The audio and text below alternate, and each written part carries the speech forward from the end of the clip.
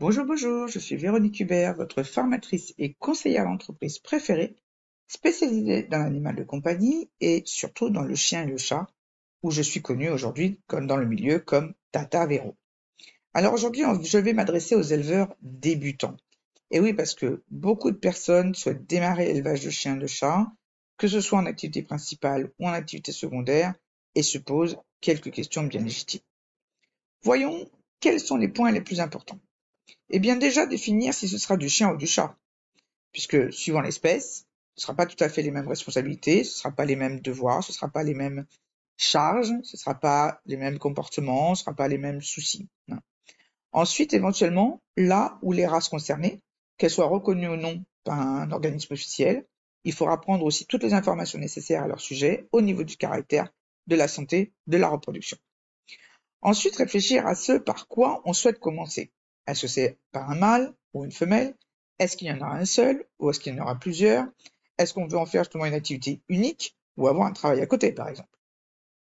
Et puis, suivant dans quel pays vous êtes, il faut vous renseigner sur les démarches administratives à effectuer pour s'installer dans cette activité. S'il faut des autorisations ou un statut particulier, par exemple.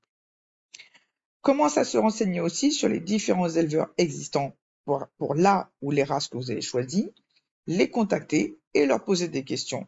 Ne pas hésiter à se déplacer pour voir sur place et prendre son temps pour ça, pour cogiter les informations qu'on vous donnera. Pourquoi pas demander à plusieurs personnes pour un même sujet pour avoir des avis différents. Ensuite, pensez à vous former.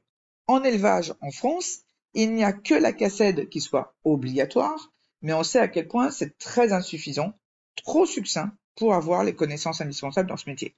Je ne peux que vous conseiller de vous former de façon plus approfondie, que ce soit du point de vue du métier pratico-pratique de l'élevage ou sur le plan administratif, juridique, fiscal et sanitaire. Ensuite, débuter en élevage, c'est aussi avoir des peurs. La peur de faire une bêtise, de ne pas être à la hauteur, la peur de ne pas agir au bon moment, de produire des chiots ou des chatons avec des gros défauts et d'être dénigré par ses pairs. Alors dites-vous bien une chose, on a tous sans exception, été des particuliers. Tout simplement parce qu'on ne s'est pas réveillé un beau matin en se disant « Bon bah, demain, je me lance dans l'élevage ». Personne ne peut affirmer qu'il n'a jamais fait d'erreur, qu'il n'a pas de regrets sur certains aspects de ce métier, qu'il a toujours produit de la super qualité et qu'il n'a jamais eu de problème. Personne ne pourra vous dire une chose pareille. Alors, créez-vous un réseau d'éleveurs auprès desquels vous pourrez vous former sur tous les aspects de ce métier, si possible avec les anciens, évidemment, puisque s'ils ont plus de bouteilles, s'ils ont 15, 20, 30 ans d'élevage, bah, ce sera certainement plus intéressant que de prendre des informations auprès de quelqu'un qui a peut-être qu'un an ou deux. C'est logique. Okay. Enfin, n'oubliez pas que pour élever, il faut de l'argent. On voit trop souvent des futurs éleveurs pensant à ce métier pour arrondir leur fin de mois. Ben non, il faut de l'argent, ne serait-ce que pour acheter les futurs reproducteurs, se mettre aux normes sanitaires obligatoires, effectuer les tests de santé nécessaires, éventuellement participer à des concours de beauté ou de travail, financer du matériel, etc. Donc non, on ne monte pas un élevage avec les poches vides. D'accord? Alors si j'ai une recommandation à vous faire, c'est de prendre votre temps.